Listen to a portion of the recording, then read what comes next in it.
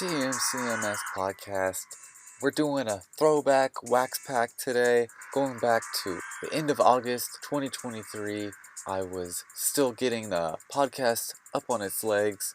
I was still working things out with the way I wanted to talk about movies on the podcast, and I had made a choice to watch a movie and talk about it that I thought was fitting for the movie club movies.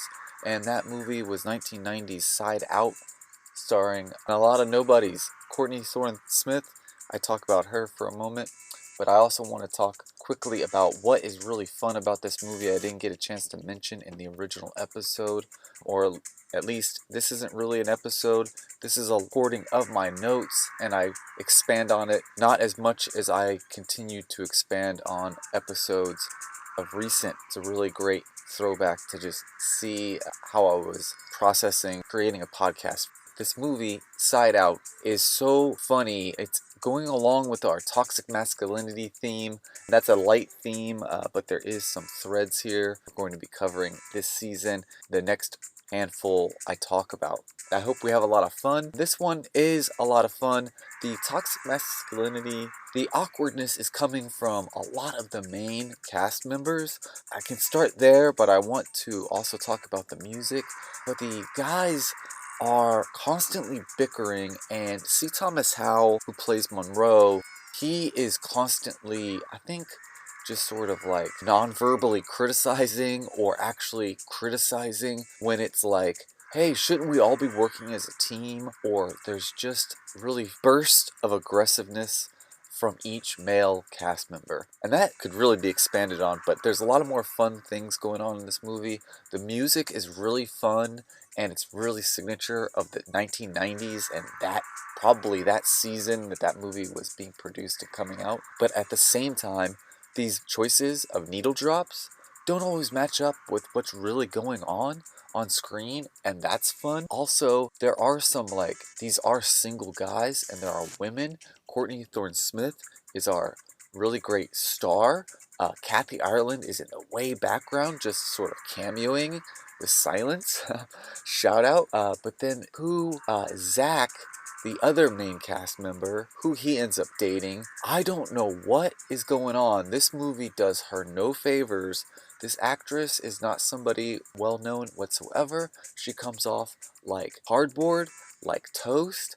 And Zach, her character she's, I don't know, trying to date or whatever, is full of energy, at least in contrast to her. They do have a couple scenes that are a blast of cringe. Anyway, things like that. There's breakdowns of actual volleyball playing. There are skewed metrics on a bracket of playing a volleyball tournament. I don't think that we play enough games, but at the same time, it drags on when we watch that footage. The character Wiley is also surprisingly only active during the intro of the movie.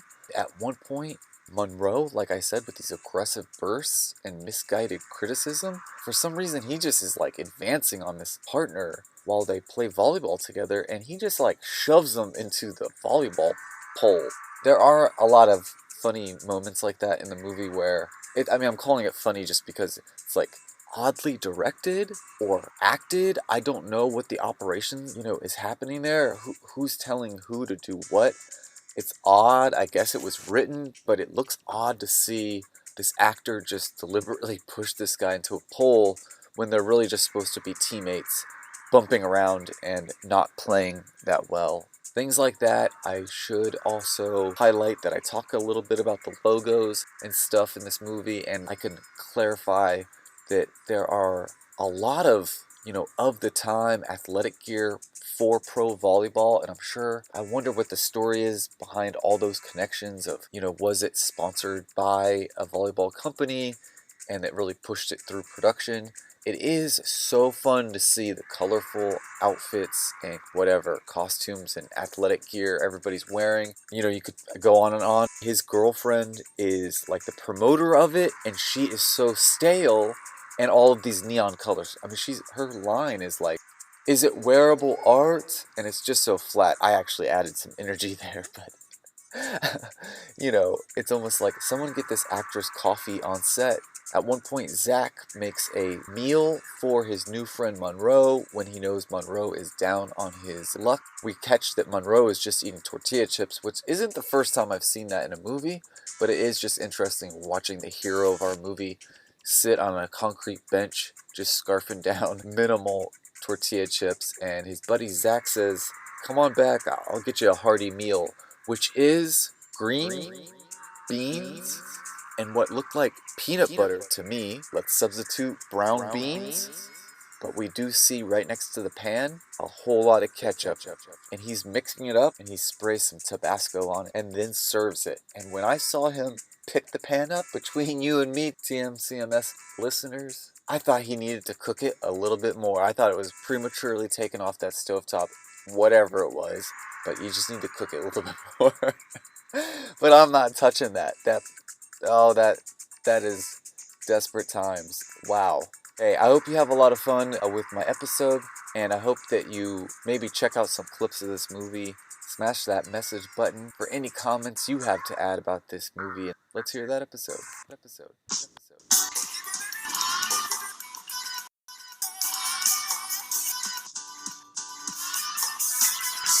Movie club.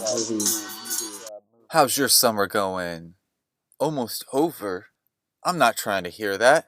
I've got summer movies for days. Let's go! I was watching a movie called SIDEOUT the other day. That stars C.Thomas Howell.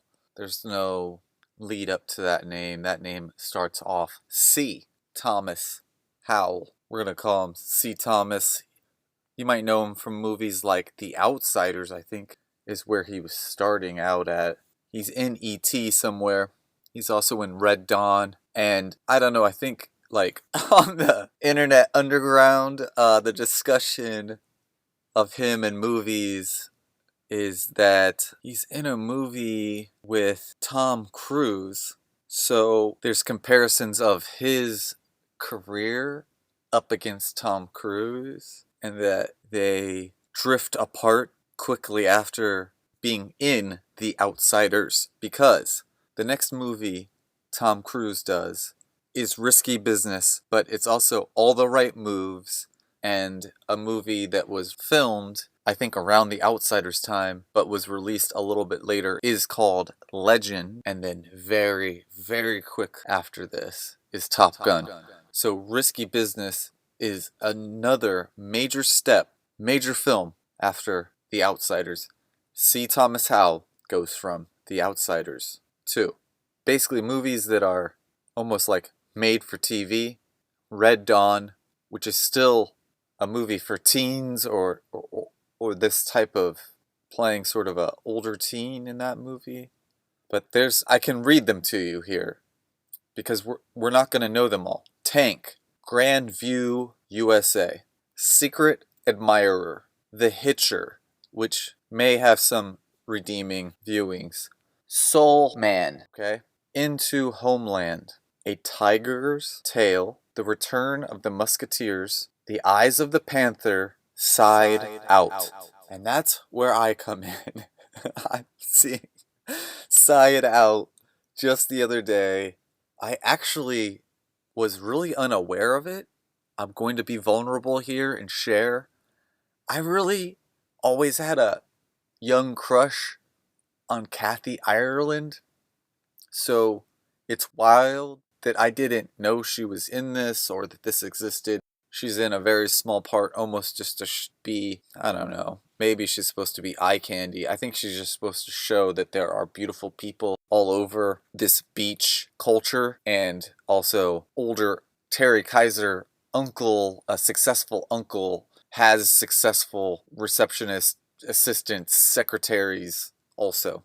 I'm going to throw out some follow-ups to SIDEOUT, and I'm sure there's some distance here in writing of the movie, filming of the movie, and release of the movie, but it goes.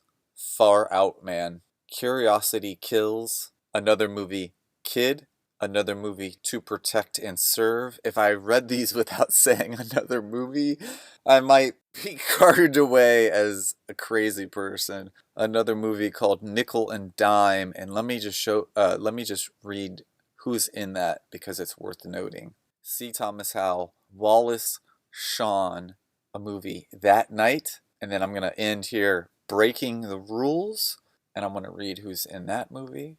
Jason Bateman, Jonathan Silverman, Annie Potts. It's directed by the guy who directed Surf Ninjas and Bachelor Party. Okay, so C.Thomas Howell did not have a follow-up to a young, Outsiders is a well-written movie.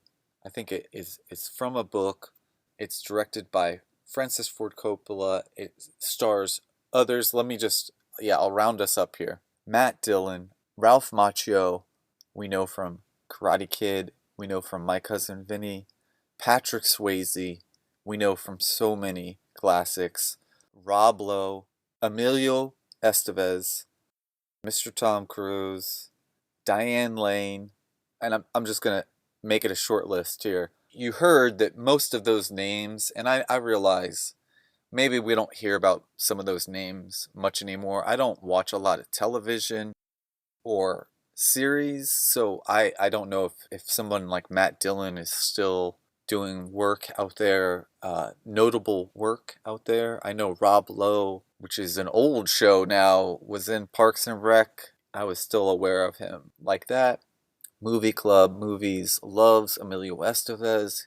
We talked about his movies early on in the podcast with Men at Work, Mighty Ducks, Young Guns, mentioned Tom Cruise.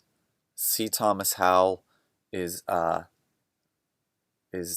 leading this cast. So to fast forward to Side Out, a fun summer movie, may not be fun with commercials because it is a movie that you can look over at and you're going to be on to another scene. You might be somewhere in the movie much more interesting than other places in the movie. To say the least, it's a sunny movie. It's at the beach. It is a breakout character trying to find his true, maybe, calling in life, and he has to sort of break out of his shell. Let me step up this conversation by saying, or this lecture, this observation really is what it is. C.Thomas Howell plays a guy Courtney-Thorne-Smith calls Milwaukee. I think that he and wow. Wow.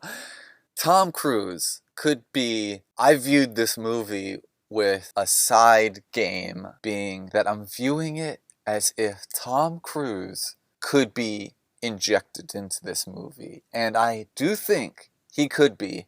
Now let me just say some things here. If this came across Tom Cruise's office desk, he would say no. Although maybe the Sly Stone, wow, I don't know what's gotten into me here.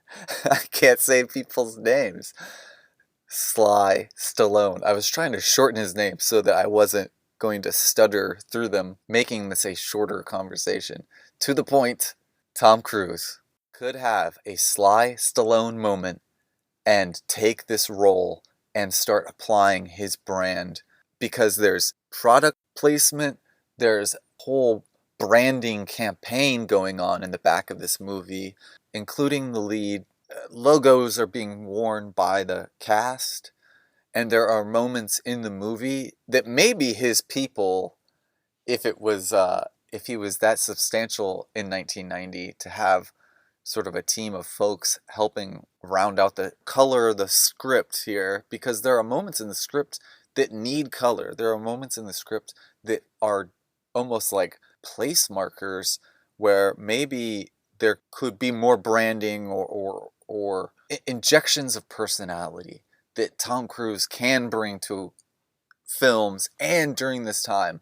Because I want to call out Jerry Maguire is later than this movie.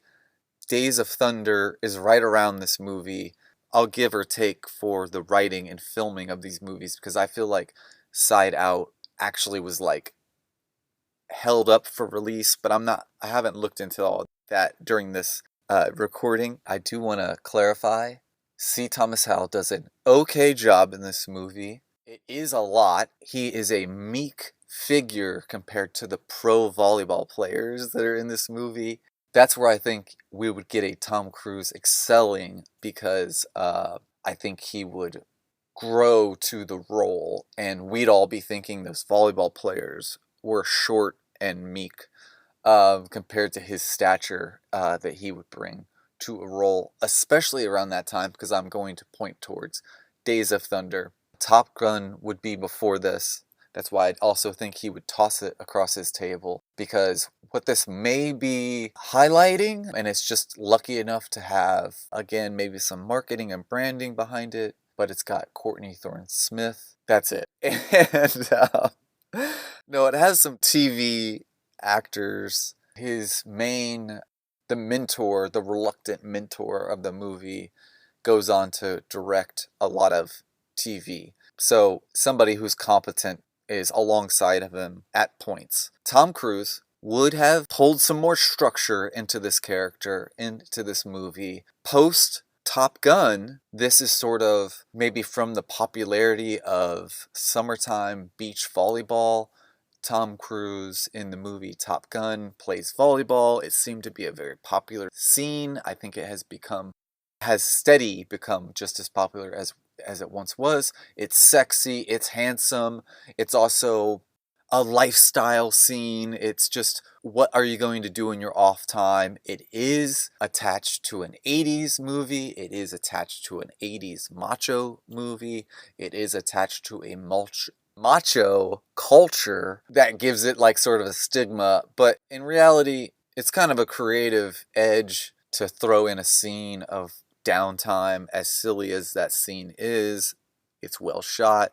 It is sort of action-packed, and like I said, it's sexy. I think there's some people out there that really enjoy that scene much more than I do, and that's why I do believe this script got made. This idea for a movie got made because there was some popularity 3 or 4 years before, but that's why their bad movies emerge. Tom Cruise may have never even been offered this script, but if he had, change in the multiverse. There is a universe where Tom Cruise is in the movie SIDEOUT, and that's what I'm talking about. That movie is much different than this. C.Thomas Howell makes it intriguing movie in its uniqueness and in its sort of mediocrity, but at the same time, all of that's happening on a beach. A lot of times, there's probably could have been more beach scenes.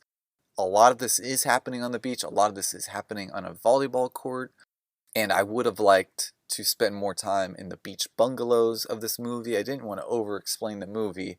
C.Thomas Howell plays Monroe, who is basically sort of summertime interning for his uncle, TerryKeiser, who's basically reprising his role from Weekend at Bernie's pre-murder, pre-death, where he's running an office and he's in a skyscraper, because it is worth noting that TerryKeiser plays Monroe's uncle, who is Uncle Max, and Max is in an office. He lives in an office. We don't see him except for a court scene outside of that office.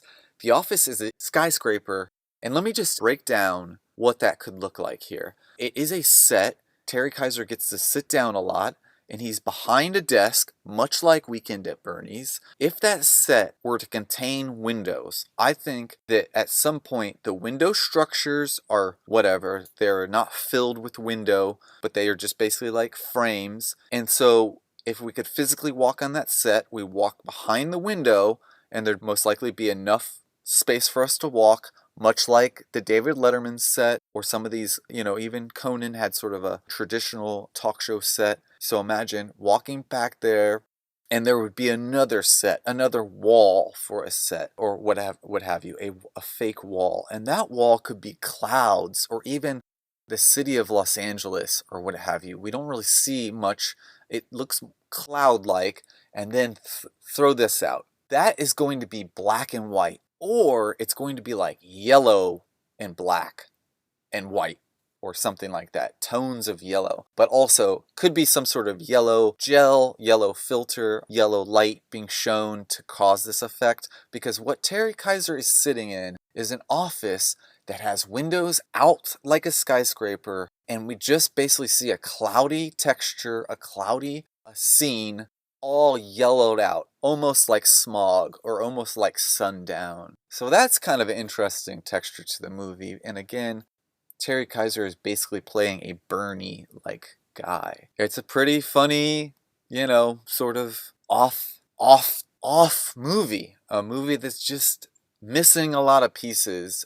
I was mentioning that Monroe is a sort of a summer intern, and he is in some sort of funk that has to go to rental tenants or real estate property that is being rented. It does seem like either an apartment bungalow or some sort of single residence bungalow that this Zach lives at, and he has to evict Zach, and Zach is, I'm going to say, wily at evading Monroe. Now Monroe has a sidekick, a friend who's showing him the ropes of Venice Beach or wherever, wily Hunter, and at some point I felt like they called him Weasel, but Zach is the one who is actually more wily, and Monroe finally connects with him. That is sort of the backbone of this movie, is seeing some of the scenery here, and sometimes Wiley picks him up, sometimes Wiley drives him to Zach's place so that Monroe can kick Zach out. On and on and on. SIDEOUT is also a study in sidekicks.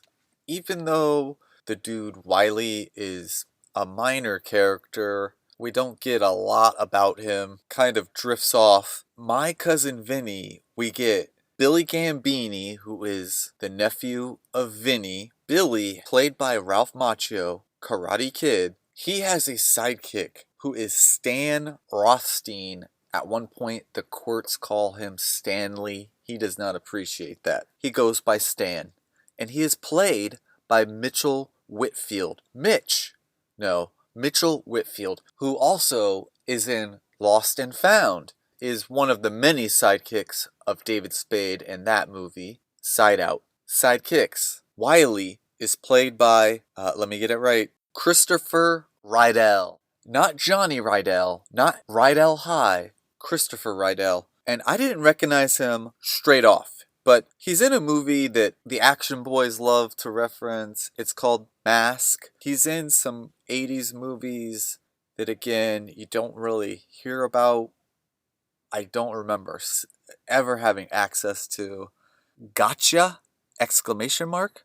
Under the Boardwalk, if that's even a real film. Here's one. This is prior to SIDEOUT, 1989. Blood and Sand. He stars as a guy named Juan alongside the movie club movie's favorite, Sharon Stone. I don't know what this movie is. It's called Blood and Sand, 1989. It may be a foreign film with distribution or crisscross. Foreign distribution for an American film. I don't know, but I just wanted to note where that guy was in his career. SIDEOUT, 1990. You can find us anywhere you catch pod, as well as letterboxed at #TMCMS, the Movie Club Movies Podcast. Be sure to smash that message button.